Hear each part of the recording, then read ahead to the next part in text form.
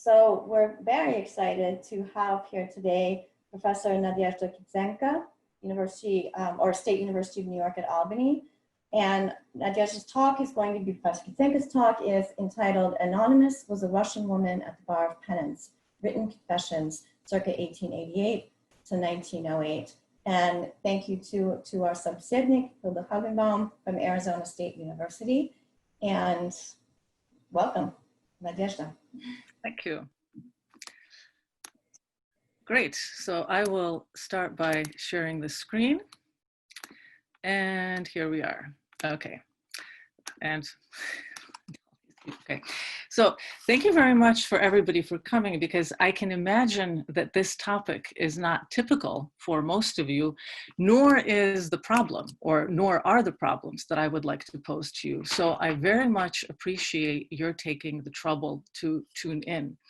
The problem is this. Actually, I don't know how to, let me get rid of, hold on, yes, good. The problem is this. I have found nearly 200 written confessions written at the turn of the century to the charismatic Father John of Kronstadt, who you see on the screen in front of you. In your selections, I have an example of how I have analyzed some of these written confessions so far. In a book coming out on the history of confession in the Russian Empire from the 17th century to 1917, I look at things like what kinds of sins did people confess, what did they think was especially bad, how much did they seem to have internalized the formulae in guides to confession, and in case you are wondering, yes, I'm still trying to figure out fornication with insects. But here, I would like to focus on an aspect of confession, or aspects of confession, that you scholars of literature can most help me with. And that is the complicated issue of originality, voice, and authenticity. Can we even use words like original when people are taking part in a ritual that most seems to convey their subjection to the official church, describing only what is bad about themselves, and in phrases sometimes literally lifted out of pamphlets, preparing them for confessing their sins? The late, great Viktor Zhivov thought not. Confession, he wrote, and I quote, cannot be simultaneously the revelation of a suffering soul and an act of submission to official compulsion. At first, that sounds right. But then you think, really? I mean, how much of what we do comes out of official compulsion? How many faculty activity reports would we agree to write if we didn't have to? How many learning outcomes would we even get up in the morning? Just because something is compelled, does that mean we cannot make it somehow authentic? Then there is the problem of what is compulsion. So let's be clear exactly what compulsion means in this context. Quite simply, in the Russian Empire, confession was a legal requirement. This happened for all sorts of reasons dating back to the 17th century. The influence of Ukrainian theologians from the Polish-Lithuanian Commonwealth, who had seen firsthand the benefits of more frequent confession among Roman Catholics after the Council of Trent. The 1666 Old Believer Schism that made it necessary to have a way of determining who was Orthodox, i.e. Niconian, and who was not. And simply the idea that going to confession would make Russians better subjects as well as better Christians. In the this, by the way, the image on the screen is an image, this is a nod to our Ukrainian neighbors and influencers. This is an image of a so-called bad confession from a Carpathian fresco of the Last Judgment, where the penitent is kneeling, the father confessor is sitting, and a demon is whispering in the ears of the penitent saying, "Don't say everything, don't say everything." But thanks to Peter and the supplement to the Duchovny Reglement of 1722, Peter took it up a notch and tried to require priests to report anything treasonous that they might learn at confession. That rarely went into play, but still. In sum, through the revolutions of 1917, confession in Russia was simultaneously a means of education, a devotional exercise, a political tool, and a literary genre, as you can see from the two examples on the screen in front of you. So people in the Russian Empire went to confession at least once a year, partly because they had to. Although it took a while, we are, after all, in Russia and not in Prussia. By the middle of the 19th century, the enforcement of confession over the Orthodox population became more extensive and more rigorous. Proof of having gone to confession became a routine component of getting married, of getting divorced, of applying for college, or filing one's annual business paperwork. Do you remember Oblonsky and his brother reminding Levin that he had to go to confession before he could marry Kitty? If you don't, we're going to come back to that later. If one got arrested, when was the last time you went to confession was one of the first questions that one was asked. If one converted to Orthodox Christianity, one needed to demonstrate sincerity by going to confession and communion ever after. And of course, as you can see from this lithographic image on the screen in front of you, it was most important that you confessed before you died. This is an 1851 lithograph reminding people of the importance of a timely confession before death. The high point of enforcement was the middle of the 19th century. There were more attempts to use police to enforce confession and penances in the 1850s and early 1860s in the Russian Empire than at any other time. When Lermontov met his end at the hands of retired Major Nikolai Martynov, Nicholas I personally insisted that he be assigned a church penance as well as a prison sentence. That meant, by the way, real restrictions on freedom of movement. It's not that you were temporarily excommunicated. Even after release of prison, Martynov could not travel to visit his sick father or visit his estates in the other provinces without first getting a note from his confessor saying that he had gone to confession and was truly sorry. But most people experienced confession not as a result of obvious discipline like this.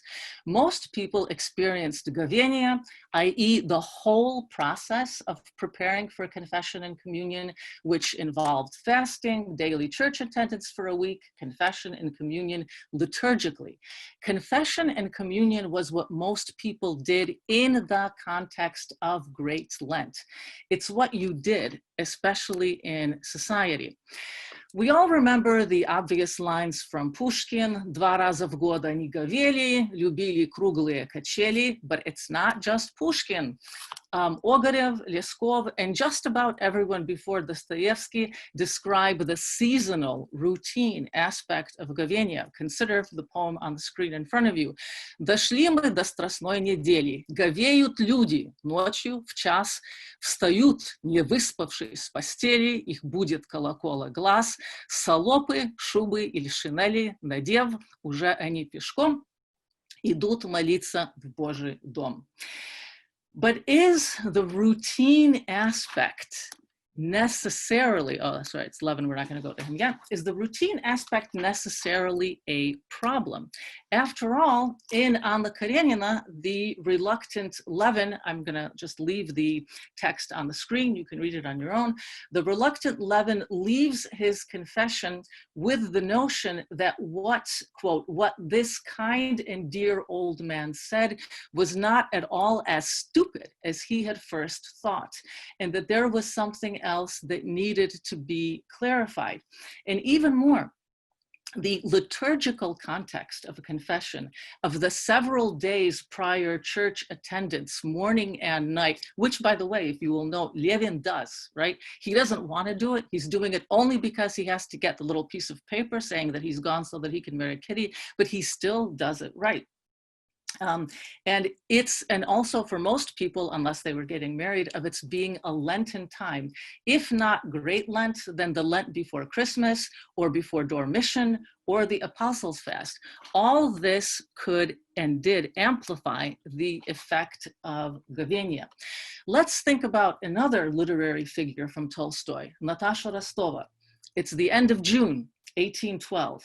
Things have gone badly with both Andrei and Anatole. All seems to be over, and the depressed and listless Natasha is suffering from an ailment that has stumped the doctors. But wait, в конце Петровского поста, i.e. June, Agrafena Ivanovna Belova, соседка Rostovых, comes to Moscow to venerate the relics of Moscow saints as part of her govienie. Она предложила Наташе говеть. She can tell that what Natasha needs is govienie. Natasha с радостью ухватилась за эту мысль. And even though the doctors say, oh, it's bad for you to go out in the mornings, Natasha настояла на том, чтобы говеть. This is the interesting part for me. И говеть не так, как говели обыкновенно в доме Ростовых. То есть отслушать на дому 3 службы. So like that's for amateurs. That's for like the elites. She wants to do the real thing. Чтобы говеть так, как говела Аграфена Ивановна. То есть всю неделю, не пропуская ни одной вечерней, обедней или заутренней. We then follow through what govienie means to Natasha, how she strains to understand the penitential prayers, how she starts to think that everything will be better after all. The feeling grows all week long. В продолжении всей недели, когда она вела эту жизнь, чувство это росло с каждым днем. So she's thinking ahead of how great this will be. Счастливый день наступил, и когда Наташа в это памятное для нее воскресенье в белом кисейном платье вернулась от причастия, она в первый раз после многих месяцев почувствовала себя спокойной и не тяготеющейся жизнью, которая предстояла ей. So, what do I mean to say by this? When we look at surviving written confessions, we need to bear in mind the context in which they were written. Even when they were not prompted by a real inner need like Natasha's, they were not a random cry of the soul. Confession happened at specific times of the year. In Natasha's case, the Apostles' Fast at the end of June, and other people would be going at the same time that you did. So for example, in this Korzukhin painting of people waiting in line before confession, you can see people from all walks of life. We've got our gymnazist, we have our Badin with his fur coat, we have Akaki Akakovich bringing up the rear, or someone very much like him. And you would be partaking of communion not on any random Sunday, but on a major holiday, on a church feast. And people knew what to say. This is also important because as most people went to their first confession at the age of 7 and went especially during their school years, stories for and about children formed one kind of literary template for confession. The popular young adult novels of Lydia Alexeyevna Charskaya reflect the classic scheme. Govienie is a process that happens in sacred, not ordinary time. It is fostered by stillness, scripture readings, Lenten services, Lenten food, cabbage and mushrooms figure prominently, reconciling with one's enemies, gazing in icons as one waits in line to confess, and kneeling as one confesses. All the elements are sacramental, even the new clothing on the day of communion. Charskaya's description of the first week of Great Lent in a girls' boarding school, when all classes are canceled so that all students can do their govienie together, is a model both of the genre and of and of contemporary memoirs. That selection is included among your readings, so you can go back and have a look at it later. Chekhov's story in Passion Week, Страстной неделе includes many of the same elements. Fedya's confession, I chose this later version of this painting by Krasukin so that we can have a better look at the boys with their candles. Fedya's confession also occurs during Lent. He, like Lydia, knows he won't be given anything to eat or drink after his confession on the night before. He too notices the icons around him as he stands in line next to a screen. He notices that all the candle stands are shrouded in black. He is less reverent than Lida because he mentally criticizes the two urchins hanging onto a streetcar. He concludes that at the dread judgment, they will be asked why they tormented the poor driver, and he starts a candle fight with his rival Mitya. By the way, you may be asking yourself, why are people waiting in line for confession holding candles? Because you could not give any donation for a confession so as not to smack of simony or indulgences, but you could and were heartily encouraged to bring a candle that you would then leave in a little basket when you went to confess. So overjoyed at his confession, after his confession at being sinless, Fedya goes to give his name to the deacon, as these people are doing in the back, for the annual confession register that priests were required to keep. The next day he goes to church happily in a sumptuous new shirt, sewn from a silk dress left over from grandma. And finally, like Lida, he makes up with his enemy and tells Amita that he may come over to play with him on Easter.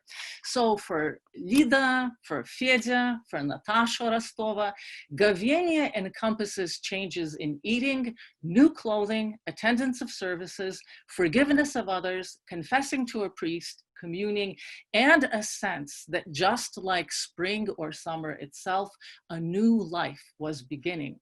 Whether govienie is freely chosen, as Natasha Rostova's, forced upon an unwilling subject by a government, as is Levin's, or undertaken at the behest of one's school or one's family, as with Chekhov's Fedya, it works as a confession and it acquires additional force from its liturgical aspect. The liturgical govienie context, affirmed by numerous diaries, letters, and memoirs, also figured in a preparatory written confessional genre, the examination of conscience. In 1838, Iosif Veligorsky, who you see on the screen in front of you, a friend of Gogol and the future Emperor Alexander II, prepared for his confession with daily assessments of his behavior and with an unsparing written examination of conscience. Veligorsky's confession consisted first of an account of his physical state and how it affected his spiritual state, then of his 10 chief vices and drawbacks, which he then broke down into separate categories. For example, the category at the top of his list, salacious desire, мысленное сладострастие, included his own putting on silk stockings and women's shoes, quote, and examining myself in the mirror, imaginatively filling in that which was lacking, unquote. But then, he elaborated, listing the names of women whose feet he could not glimpse without being shaken physically. I quote, the chief source of impure thoughts lies in women's feet, unquote, and shades of Pushkin. These elite writers have often been taken to represent Russian elite experience and culture as a whole. If one includes elite women in the story, however, it starts to look very different. For elite women, going to confession had less of a stamp of civic loyalty and discipline than it did for their fathers, husbands, and sons. They also had less opportunities to express themselves in print, and no opportunities to lead Orthodox congregations in reading prayer rules before confession and communion. This may be why, in Russia, as elsewhere in Europe, elite women were more likely to turn the experience of confession and penance into a form of private literary production rather than public declamation or social critique. This literary production took different forms. Most Russian women tended to approach their confession-related written production in a preliminary, auxiliary spirit. Their texts were a means of advancing in their spiritual life, of having more meaningful confessions, and of helping their children do the same when they prepare them for the all-important first confession through their own written texts and instructions that they would compose for their children.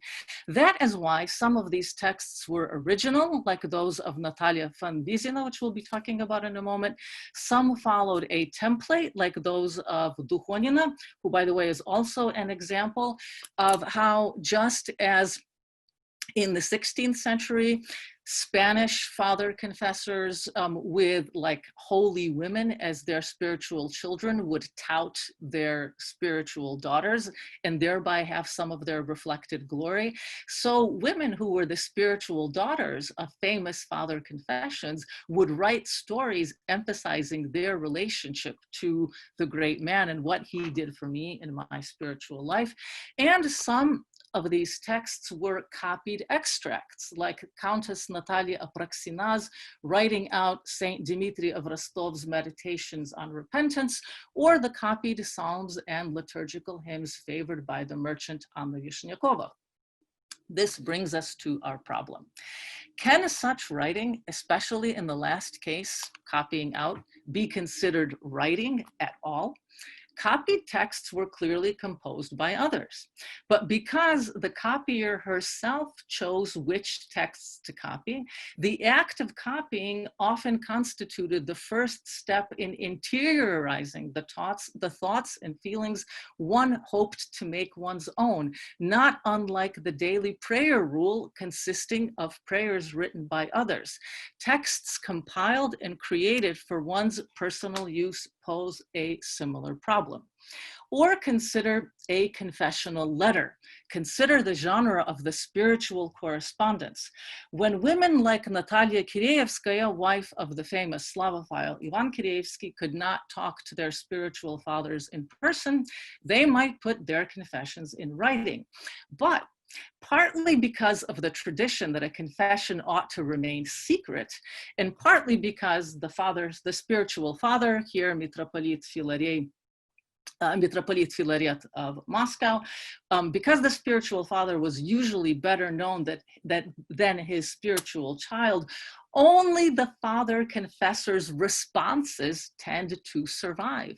A woman's confessional texts were literally displaced by those of her father confessor. Indeed, when a woman's autobiographical impulse threatened to move from its auxiliary position to a dominant one, Russian father confessors often sought to quash it. Bishop Ignatiy Brenchanin, for example, tried to restrain some of his interlocutors from spending too much time in self-analysis. That is, in autobiographical practice. I quote, "When people sweep out a room, they don't spend their time examining the sweeping. They just pile it up and that's it. You should do the same. Confess all your sins to your confessor and move on. Only that. Don't get into examining or analyzing them. The Holy Fathers sternly forbid this to those who cannot examine themselves properly. This kind of examination throws you off, brings you to enfeeblement and distress."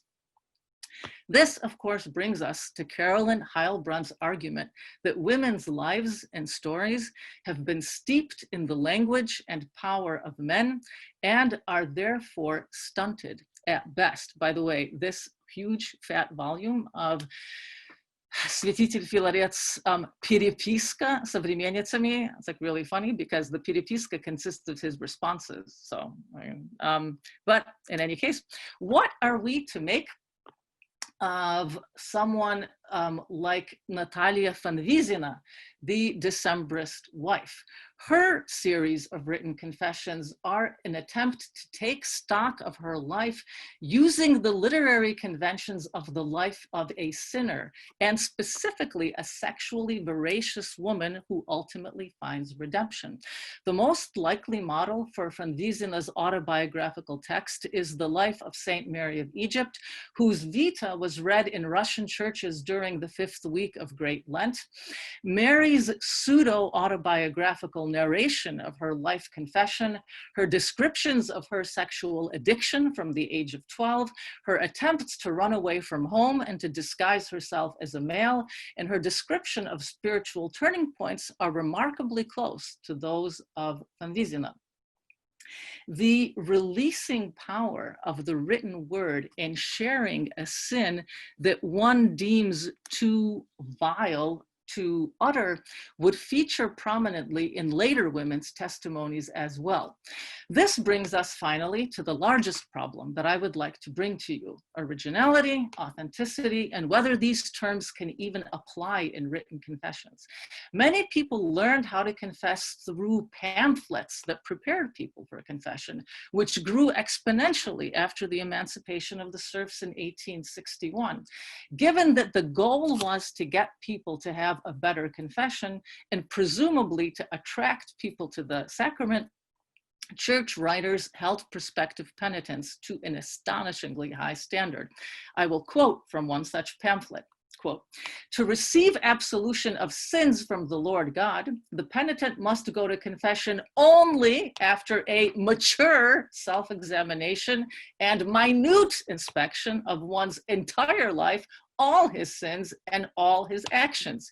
Ponder on all the commandments and all the obligations of religion, morality, society, love, and justice, which you have not kept.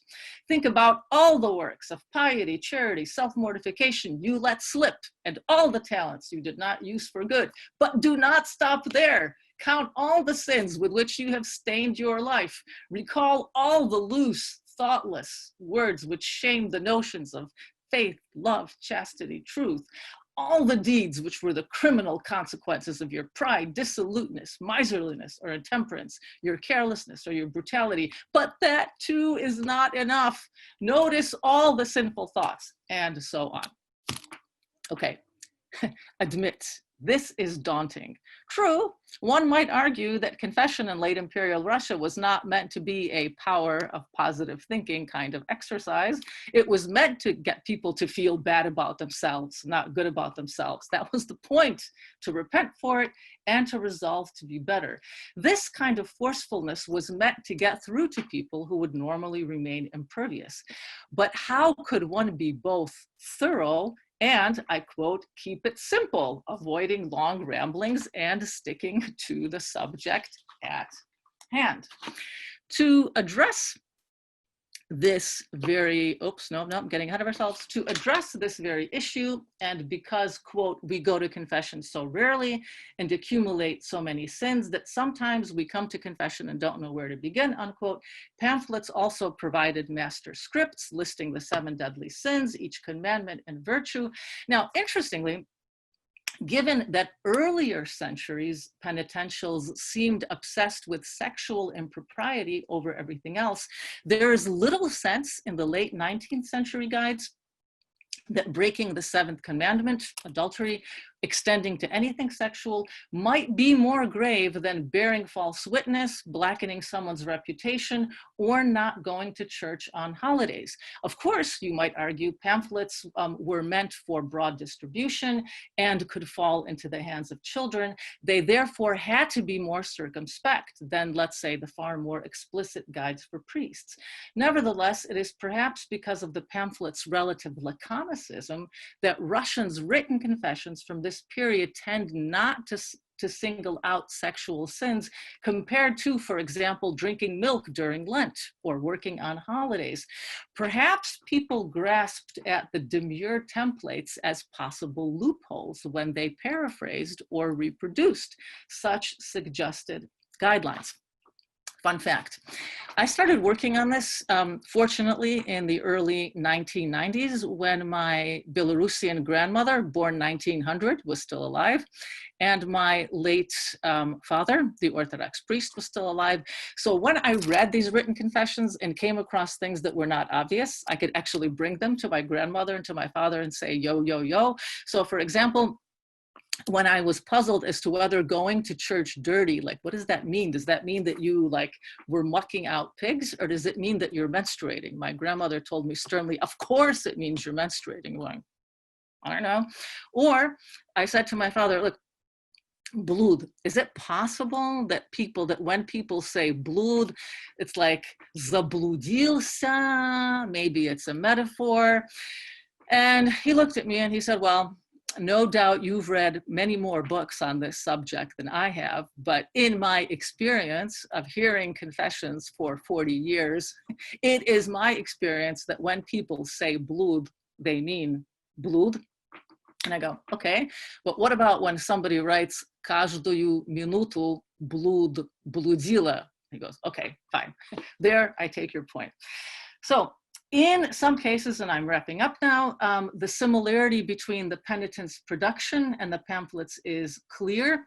That we can, during the Q&A, we can see like some of the borrowing back and forth. For example, in one case, a pamphlet says, the righteous sinner follows the Savior's words, let your words be yea, yea, nay, nay, whereas I curse and swear, and sometimes shamelessly, and break my vows. O Lord, have mercy on me, a sinner, and etch this commandment on the tables of my heart. In the written confession I included here, Yekaterina the cook wrote nearly the same words, and so on. So there you have it. In contemporary practice, interestingly enough, you will note that here is a confession as you might expect to see it in Russia now. There's the gospel and the cross on the altar stand. The priest has his yepitrachil over the head of the woman. There is a guide to confession. Unusually, this did not happen before the revolution, conveniently laid out. Or, also interesting, here is a woman, an extremely common practice now and not common before 1917, is bringing your written confession with you, so that you don't forget anything just in case, and so that you don't get choked up for words, etc. So here we are. We have written confessions that no one but their recipient was meant to see. We have written examinations of conscience. We have templates for both of them. They are a rich source of mentalities, notions of sin, and of the autobiographical impulse. In the accompanying texts, which I hope you read, I have only begun to scratch the surface, so I put the question to you. Please help me work with them. Thank you. Nadia, thank you for that fantastically interesting talk. Let me turn now to our собеседник, Hilde Hoogenboom. Thank you, Nadia. Can everyone hear me? Okay. So I often imagine myself speaking to historians, and in fact, I'm speaking to historians.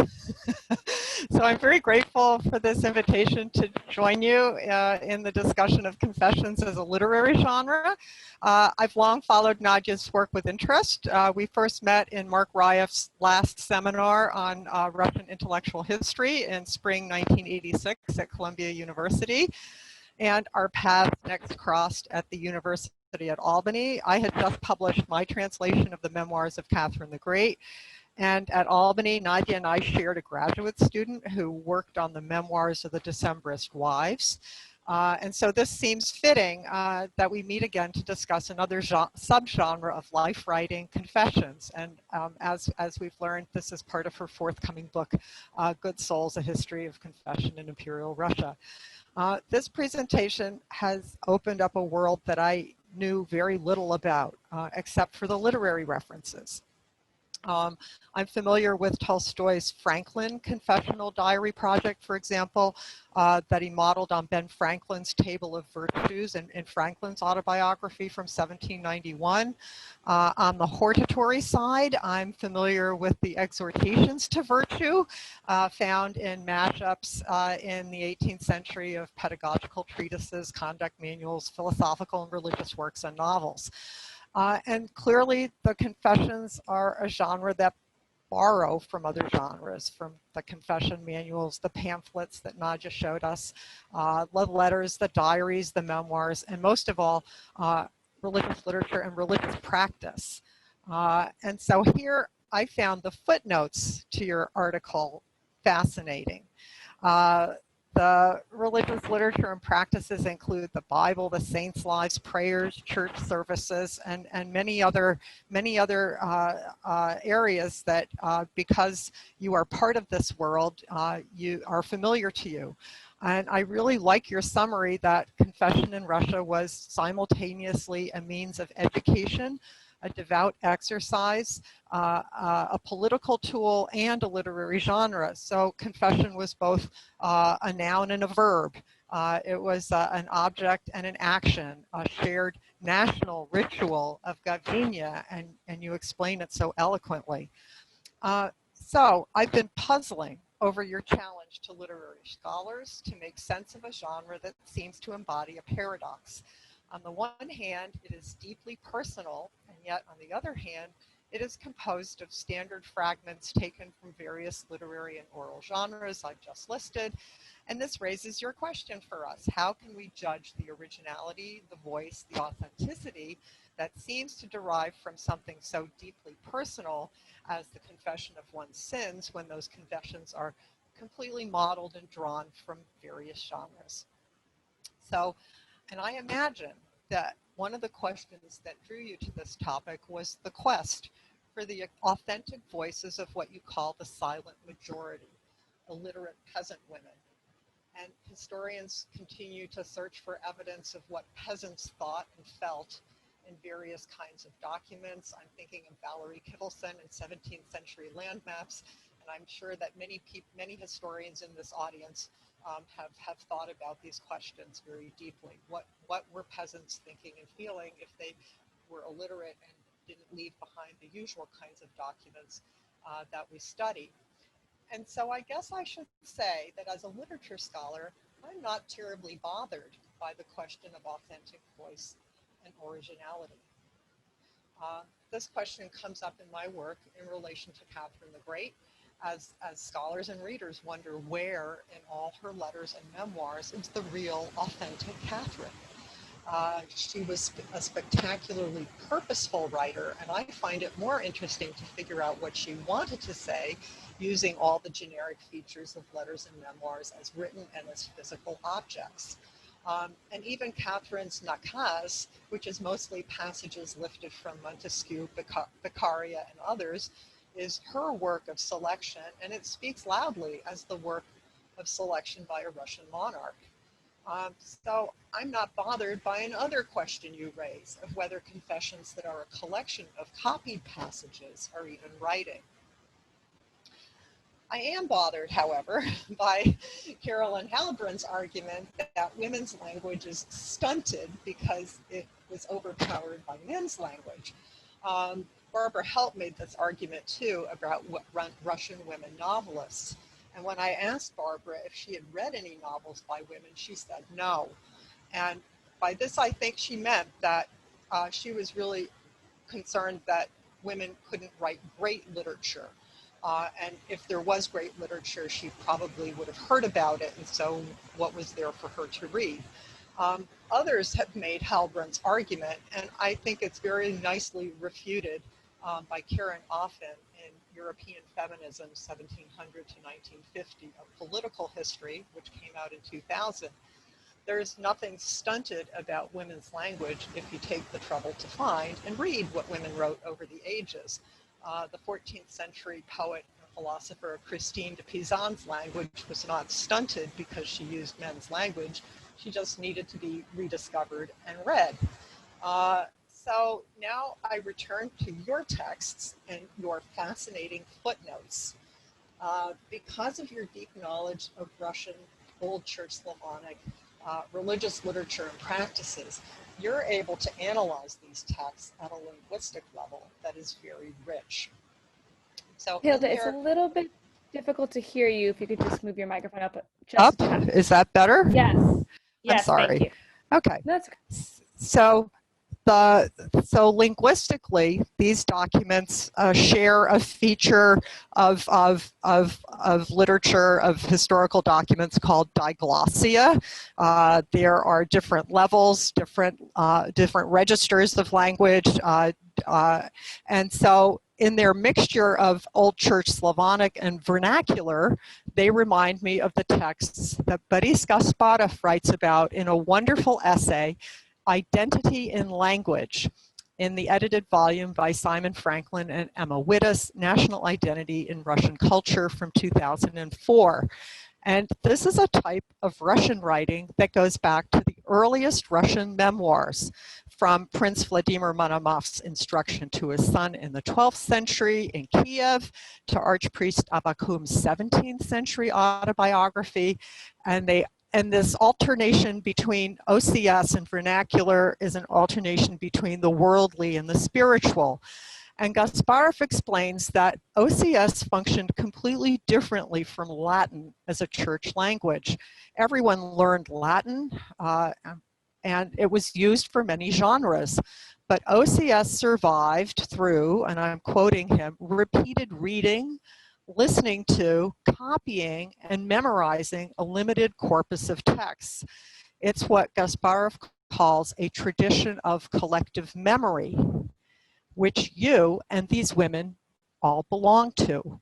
The language is not just, and I'm quoting again, the means for expressing the foundations of faith or philosophical ideas and ethical principles, but the very embodiment of those ideas and principles. And so, in conclusion, I think the authenticity of these texts lies in exactly reproducing those generic models.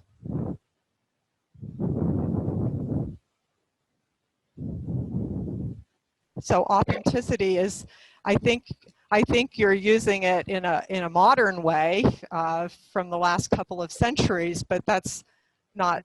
This is from another tradition. Can I respond? Okay. Okay. Well, I'll go from the end, and this is really important to stress.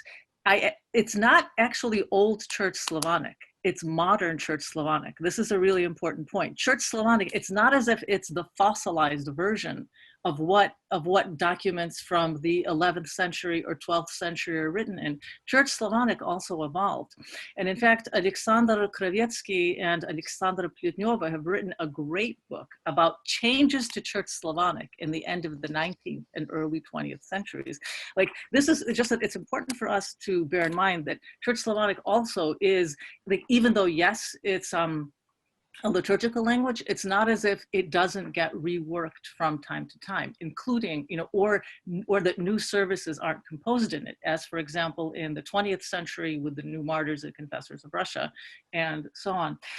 The other thing is, like, thank you very much for all of those points about diglossia and authenticity. I feel much, much better.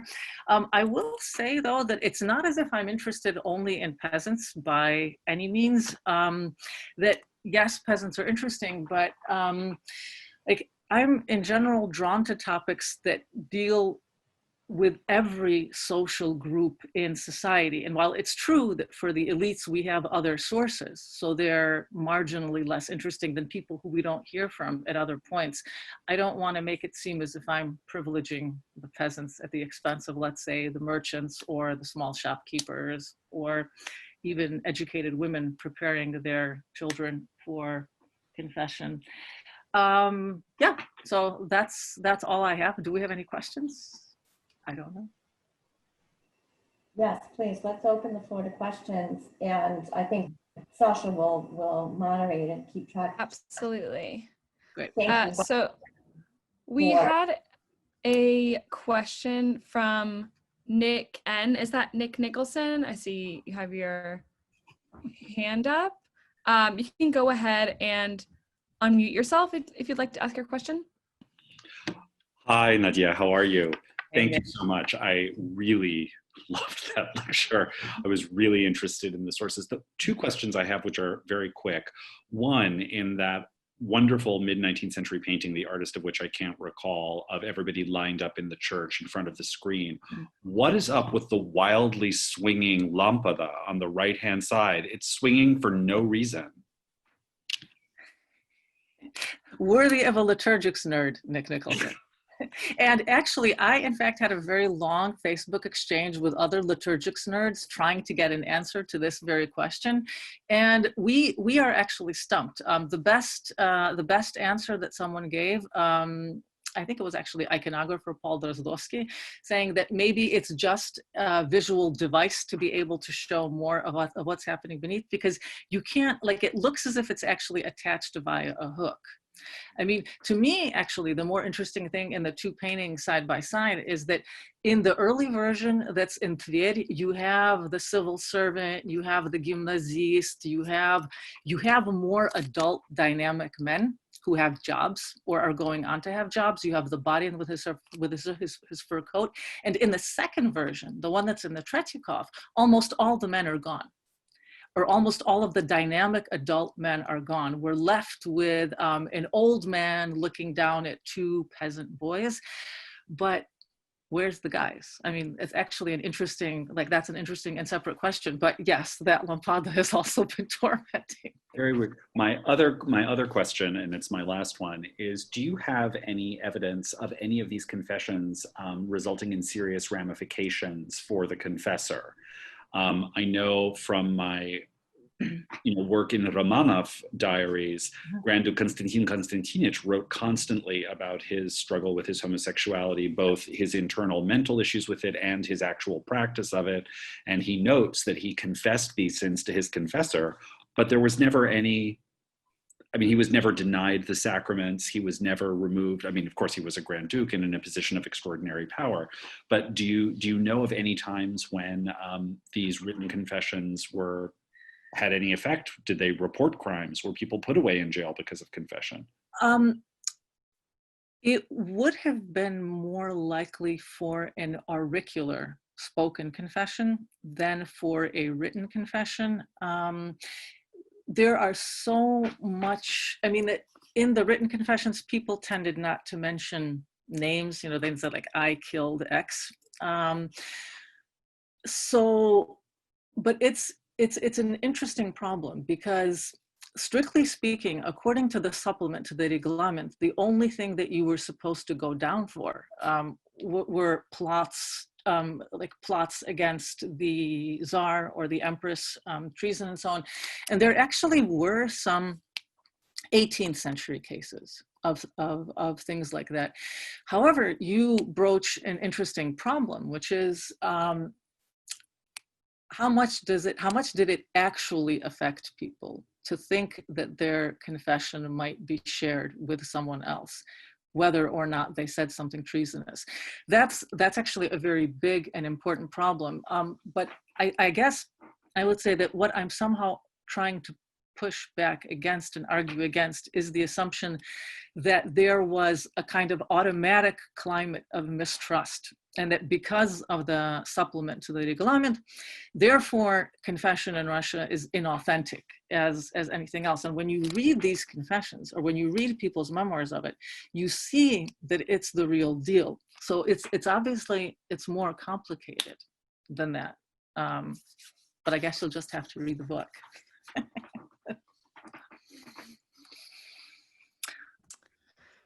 We have a question from Emily Wang. Her microphone isn't working, so I'll read it aloud.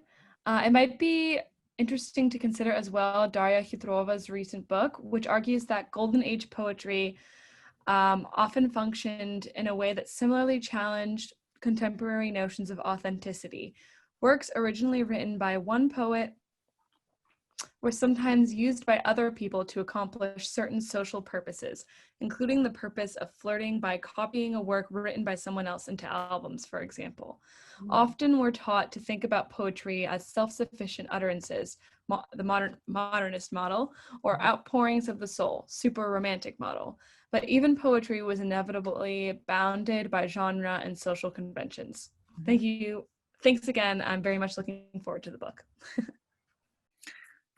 I can only say thank you, and I hope I wrote all of that down. I'll send you the chat transcript afterwards, great, so you'll great, have great. everything. Good, thank you. We have a question from Susana Torres Prieto. Could you give us details of the forthcoming book? The one with Oxford, which is the political, legal, social history, or the one that's going to be about these written confessions? Both. All right, well, let me start with the second one because I haven't written it yet. And so it's a lot easier to talk about something that I'm like, that actually I have in mind as basically a translation of these written confessions with a long annotated, with annotations and a long introductions, because it seems to me that there's so much in there and that their primary value is the texts in themselves. Right. And if you have the chance, I don't know if you were able to do it before our meeting today, but if you get a chance and look at the translation of some of them that I shared as part of this exercise, because I mean, I love the ones that are simply lists, and snarled at babies and curse the wind. That's beautiful. I mean, it actually reads like poetry. Or the school teacher Yakov, who is actually abuses his students to an appalling degree, but I guess at least he's honest about it, right? And so it just that so that's going to be a collection of primary sources, and that in fact was what I wanted to do all along. But then one of my colleagues said, well, that won't count as a monograph, and you won't be able to become a full if you write this first. So he said, so why don't you write a history of confession before that? I thought, oh, okay, sure, why not? Good idea. And so then I started, and then it was actually not very pleasant for me in the sense that I started reading all of these laws and the disciplinary context of confession. And so I thought oh, okay, so for a lot of people, it's actually not a really fun thing to do to go to confession. They did it because they had to, but that's an important thing to bear in mind, right? Because my own inclination is to read hagiographies, to read homiletics, to read hymnography. That's the stuff that I like to read. I don't like reading about, for example, how two Jewish boys at the age of 14 in the army of Nicholas I were compelled to convert to Orthodox Christianity. Then after about 10 years, they, quietly dropped it and went back to being Jews, or so they thought, but you couldn't do that in the Russian Empire because once converted, always converted. And they said, well, and the argument was, well, but you went to confession and communion. And they said, yeah, but we weren't sincere. And then, back and forth. And then finally, they're going to be sentenced for forced labor, actually, because they refuse to go to confession and communion again. And then when they hear that, they say, okay, fine, we'll go to confession and communion. And the response is, okay, but you're not being sincere. So, I mean, so my point is, it's trying to reproduce the experience of what confession was like in the Russian Empire for most of the people, most of the time, when it still existed as an annual requirement. So that's in a nutshell. Great. We have a question from Christine Ruan. Christine, you can go ahead and unmute yourself. Thank you. And thank you, Nadia, for a really fascinating talk. But I think you should relax about this authenticity bit. Okay. Because even as a historian, I was thinking about all those formulaic documents in the archives that come from the government, or the language that is used to express problems using a kind of civic language, as it were. Yeah. And we don't worry about that. Our job is to figure out what's the core of this, what makes it non-formulaic, what's the problem that's being analyzed in these documents. And it seems to me, and this is partly because as a Catholic, I too have gone to confession, you have to construct it in your head, whether you write it down or whether you give it orally. And that is a process of being authentic. That's tapping into your own understanding of yourself and your actions. And so there should be something genuinely authentic there. But that's not to say that that would be an easy task for you to try to sort that out. But I think this is something that if you look at it in that way, that everybody has, or lots of written documents have a kind of formulaic presentation, then I think you can sort of feel like, okay, so I need to look for what makes it special and unique. So it's not really a question, but I'm trying to help.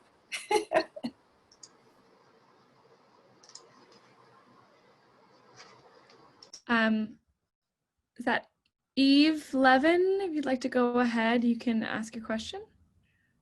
I'd like to piggyback on what Chris just said about this issue of authenticity. It seems to me that a completely original text of a religious experience, either a confession or the sense of repentance or experience of a miracle, if it's too original, it would not be taken to be authentic because it does not conform to the norms. So therefore, part of authenticity is actually to replicate the patterns, to replicate the norms, to replicate the language, because otherwise the confessor might very well say, what you're talking about isn't a sin, or we don't know how to deal with this. You need to think about these sorts of things. And in that regard, it seems to me that the penitential questions, which, as you know, I've worked with a lot in my own research on sexuality, but obviously from an earlier period, might have been a way of guiding those confessions in person in order to get people to focus on what they were supposed to focus on and not go wandering off into what they might imagine to be something troubling to their souls, which wasn't really pertinent as far as the church was concerned. I just want to say, if there's anybody in the audience who has not yet read Eve Levin's field marking book, Sex and Society in the World of the Orthodox Slavs, leave right now and get a copy and read it. That is all. Adele Lindenmeyer, if you'd like to ask your question, please go ahead.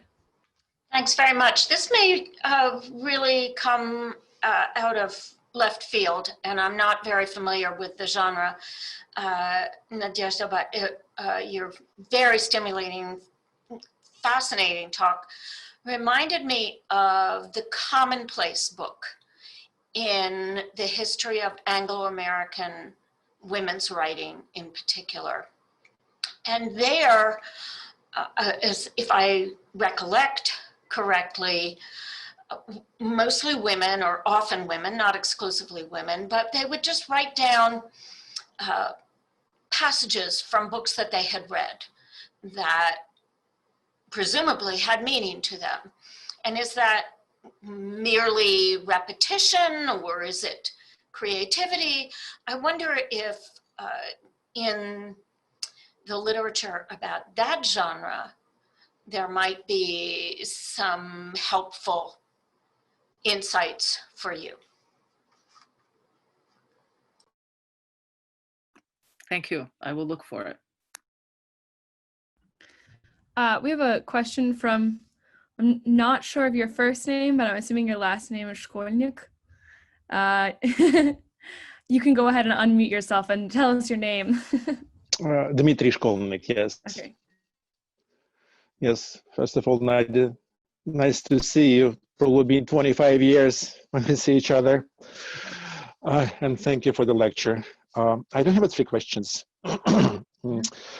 First one, what is the official reaction of the Orthodox Church in Imperial Russia for open confession, or I don't know how to say it, the confession with the St. John of Kronstadt, when everybody loudly saying their sins? It's not a typical case, definitely. Another question is, how often was used in practice in Imperial Russia the written confession not to confess in front of the priest, but sending in a letter when you're far away, or like correspondence, like somebody maybe in not in the prison, like far away, have a spiritual father far away, as a form of letter. And the third question is, how was the reaction of the people, the church people, toward, let's say, practice in the Greek church or Antiochian church, going to communion without confession, like demanding confession, let's say, you know, like the practice of confessing, people who use like regular church life, going to confession like maybe every Sunday, and to communion every Sunday, but confessing like once a year, maybe when just Father Confessor coming to the monastery. Or so these are questions. Thank you, Nadia. Okay, first the, yeah, okay, so the open or, No. Yes? Okay, so the open or general confession, that was actually extremely unusual, but during the First World War, it became, I mean, for people other than Jan Kronštatski, it became more common. In general, it was practiced, let's say, on the eve of battle, or when you had massive amounts of people on pilgrimage and it wasn't practicable, or if it was a life and death situation, for example, you know, a shipwreck. I mean, so in other words, it was acknowledged to be something that as was done in extremis, but it was actually started to become more widespread in the First World War, and Nick Nicholson was actually the first person to alert me to the Grand Duchess Tatiana describing how they went to general confession and how nice it was, and that she wishes that there were more of it. Written confessions, instead of doing it in person, I think the reason that there are more written confessions by women than by men in the case of Jan Kronštatski is that he was a celebrity. And we have lots of accounts of men saying like, oh, I went behind the altar, I went into the altar and confessed to Jan Kronštatski. That is simply impossible for a woman, because you know, step behind the iconostas and the walls of the church will come crashing down around you.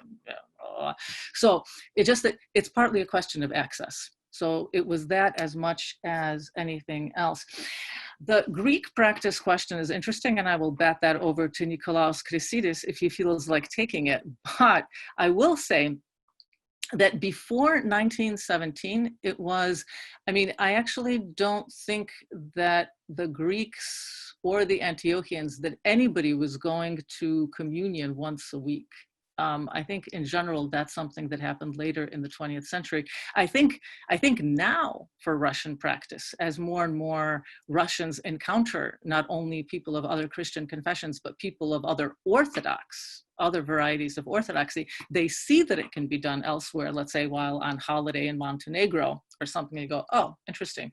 And so I think that it may end up changing Russian practice, but I think for the moment, the confession communion link is there in a way that it wasn't there in the 12th century, but appeared later. So it's an interesting problem. Nikos, do you want to say anything? Thank you. Okay, great. I'm sorry, the question about whether they went to confession, is that what you were talking about? The way I understand it is that, you know, in the sort of 16th, 17th, 18th century, the big problem is how accessible a father confessor who is allowed to hear confession is to you. And so the answer would be, the short answer would be, I think you're absolutely right. There is a lot more kind of insistence on particular, shall we say, frequency of confession and communion, right, in the more modern period than in the earlier one.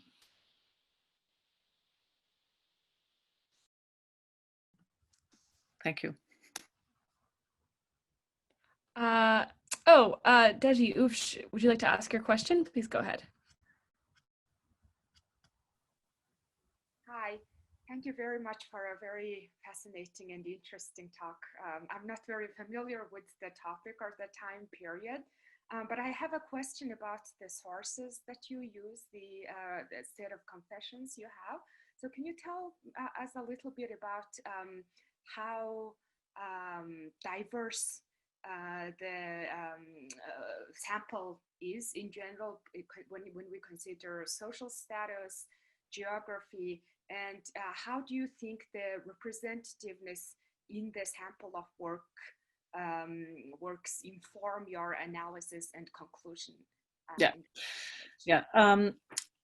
It would be very tricky to say, let's say, even to talk about geographical representation, because these confessions survive in an archive of the personal archive of the person to whom they were addressed in St. Petersburg. The envelopes do not survive. The return addresses do not survive.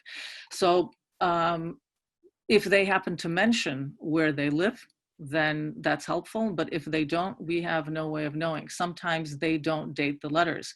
Sometimes we can't even, in a few cases, even with the gender endings of the Russian language, we can't always tell if it's a man or a woman. In terms of social classes, sometimes all that you can say, I mean, if someone talks about, well, when I was milking the cows, it's like, okay, you know, that's probably a peasant, but it's safer to say educated, half educated, barely educated, you know, just based on the kinds of mistakes that they make in Russian, how often they make them and so on. I mean, yes, I understand that fluency in written Russian is not necessarily an indicator of education, but one has to work with them somehow.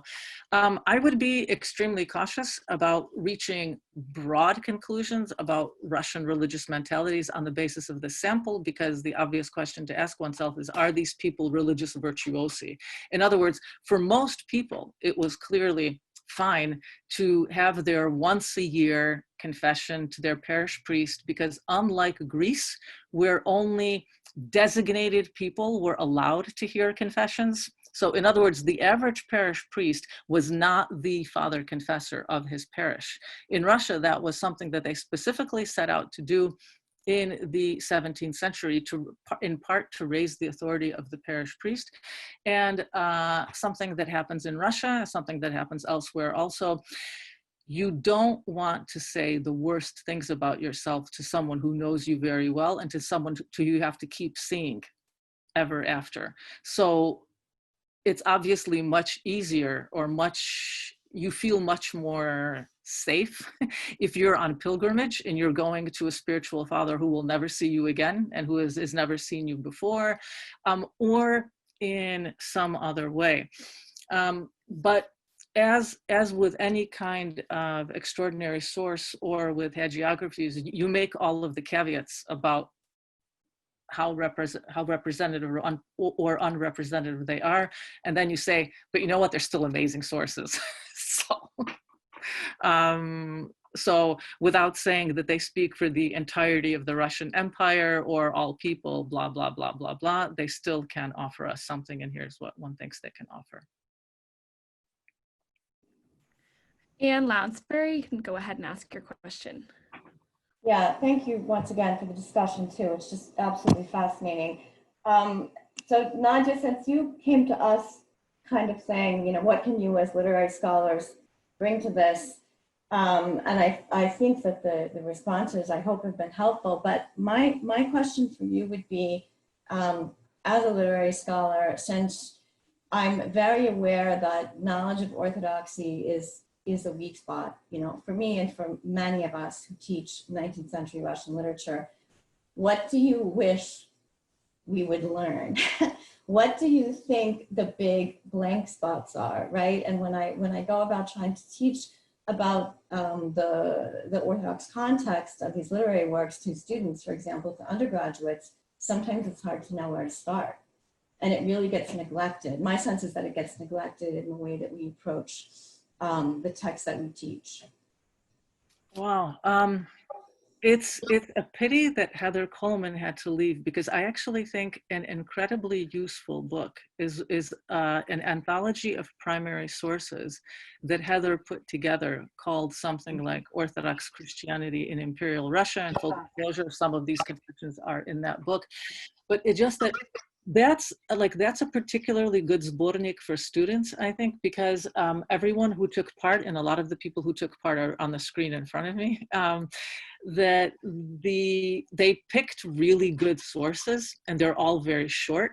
So the extracts of primary sources are short, and the context in which they're put is also pithy.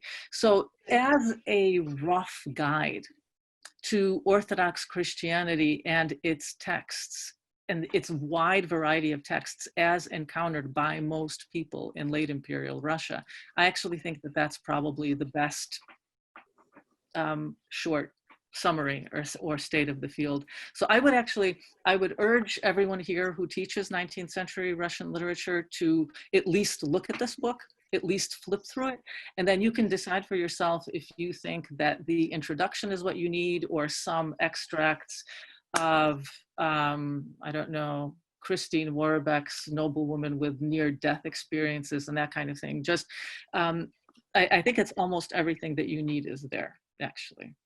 Great, thank you very much. Short of becoming a liturgics nerd. Right, well, that's for my next life.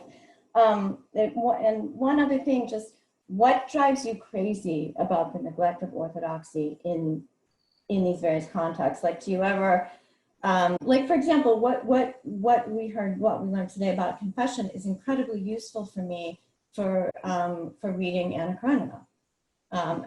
Thinking about this kind of beautiful confluence that Tolstoy allows to Levin very briefly between his internal life and what's going on in the church around him. It's kind of shocking. It's not what I expect of Tolstoy typically, right? And so this context really helps me to understand that. So what are the things that you look at and you think, oh my gosh, you people, you should understand this better? Later if you want, but it's just be aware of this as a gap. How many of us are trained? I think actually just the awareness to which a knowledge of orthodoxy was a much more routine component of people's lives, of like literary subjects' lives than we think. I think people don't realize how much people actually learned in high school. Now speaking for the elites, how much the elites, I mean, how much elite, like young elite women describe about how like they really want to sing this one trio during Lent, and it's a really big deal, or how they got to read these 6 psalms at dinner.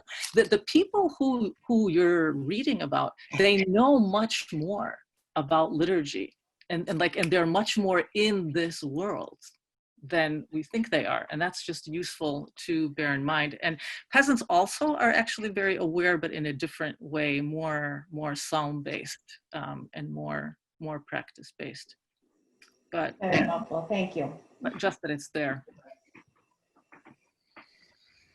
We have another question from Susanna Torres Prieto. Susanna, you can go ahead and unmute yourself.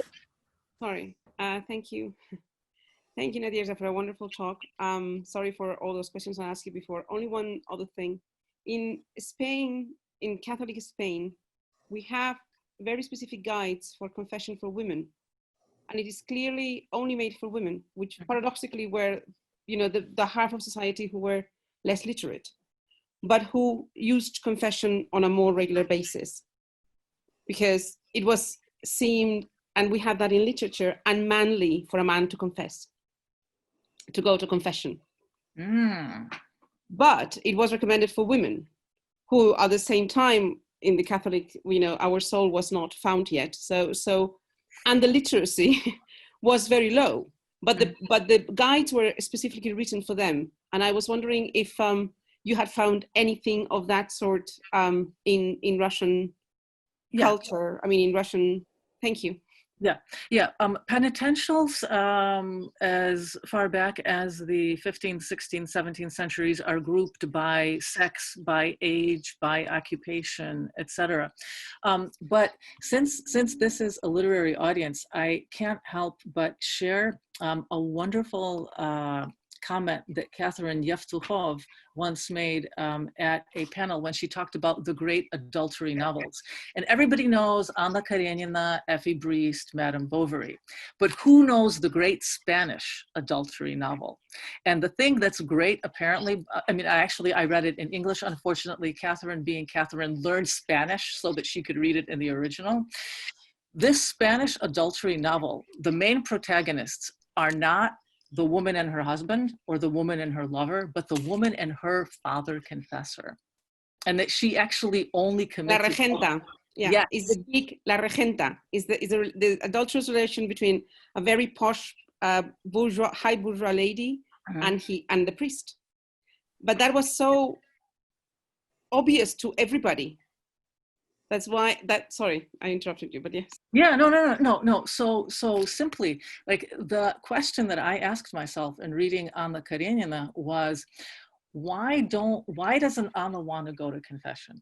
Right? Like, this is the big question, because in La Regenta, obviously, like, she has this intense relationship. And for Anna, it never seems to enter her mind.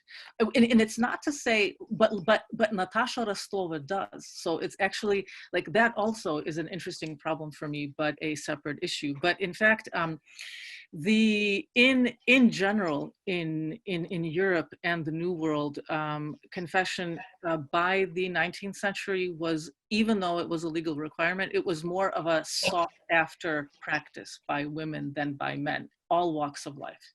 And there's lots of other sources for this, not written confessions. Yeah, thank you for that.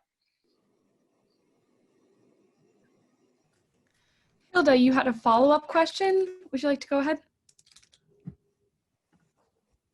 Yes, I hope you can hear me. So this is a follow-up to the first two questions by Chris and Eve. And, you know, as a literature scholar with a literary subgenre, you basically go through and elaborate what all the parts are. And so some of the originality is in how the parts are used. What's not there. So I really like your question, why does Anna not go to confession? If that's a part of the genre.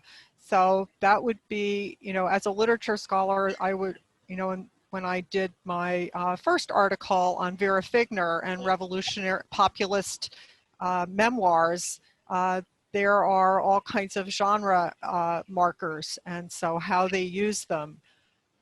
And so that's really how, as a literature scholar, I would kind of handle any of these subgenres. They're usually highly formulaic, and then you look at how things are used or not used.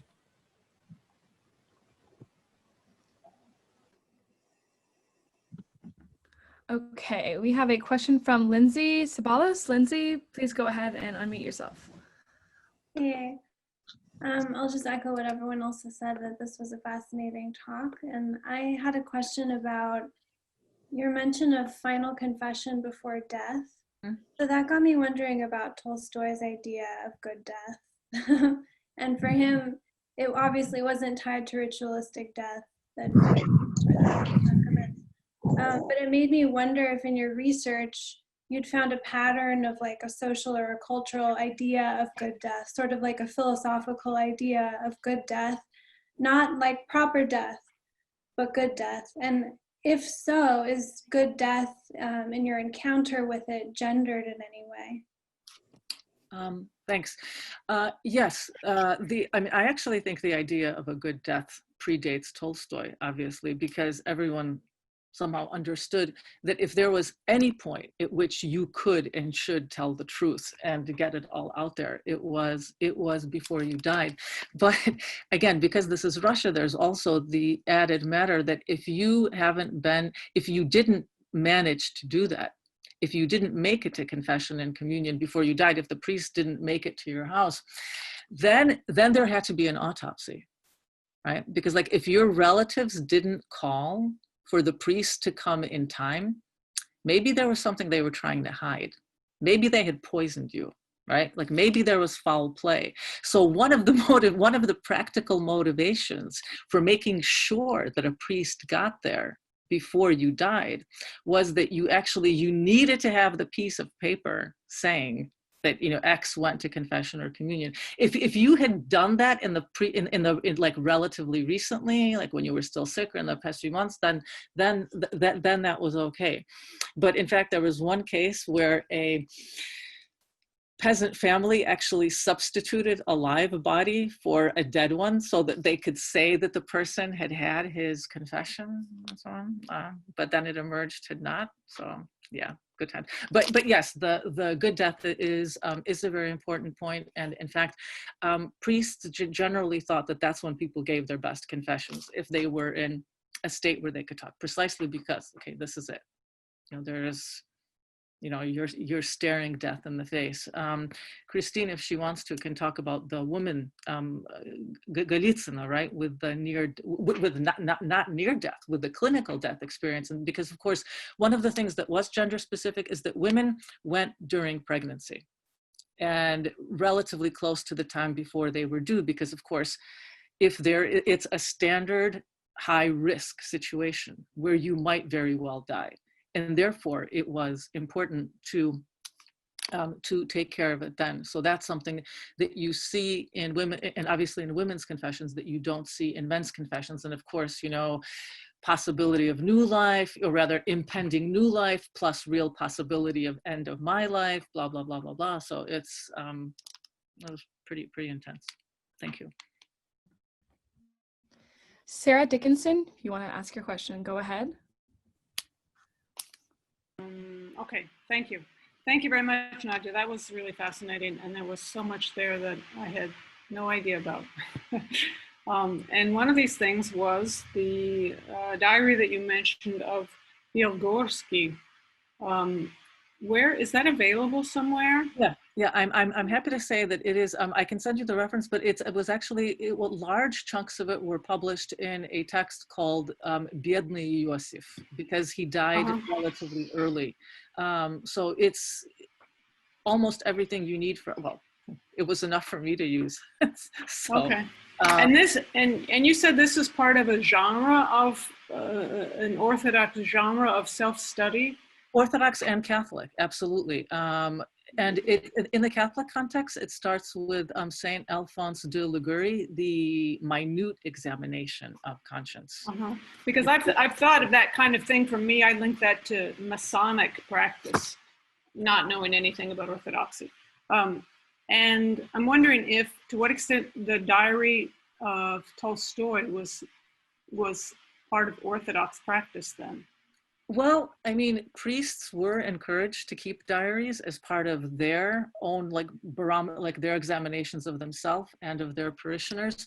The Freemasonry thing is really interesting because Anna Lobzina, for example, the wife of the famous Freemason, wrote with outrage that when one of her husband's guys turned him in or whatever, and she said that they betrayed him, the person to whom they must confess their sins every day. I mean, there is a component of it in Freemasonry, absolutely. But I don't think the part of the population that touched, I think, is actually relatively small compared to the part of the population that the pamphlets reached, which I think was quite bigger. So do you think Tolstoy was consciously participating in Orthodox tradition? It depends when. Because at the beginning of this diary practice. In the beginning, yeah. In the end, it actually gets tricky because if you remember Воскресенье, there the hero, and it's also something that you see in Saltykov-Щедrin in Obryv, like the interesting moment in the late 19th century is when people start confessing their sins to one another. And that they start to think that that it's more important for me to confess to the person to whom I have offended. and that starts getting represented in literature, in Tolstoy, obviously, but the Ogarev is really, really interesting, because there you have like the most intense confession happens between the young heroine, I forget what her name is, and her formidable grandmother, Tatyana Markovna.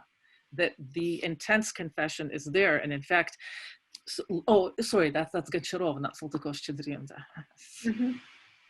Please strike that from the record.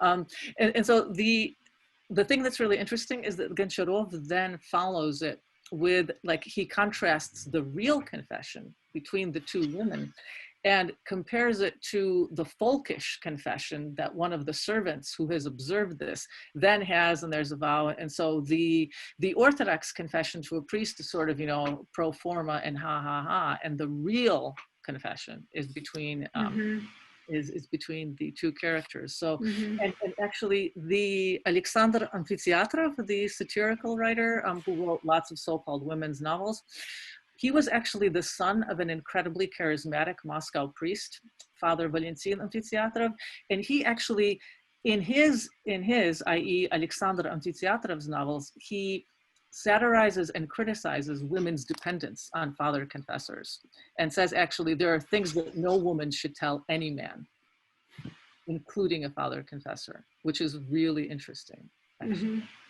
Great, thank you.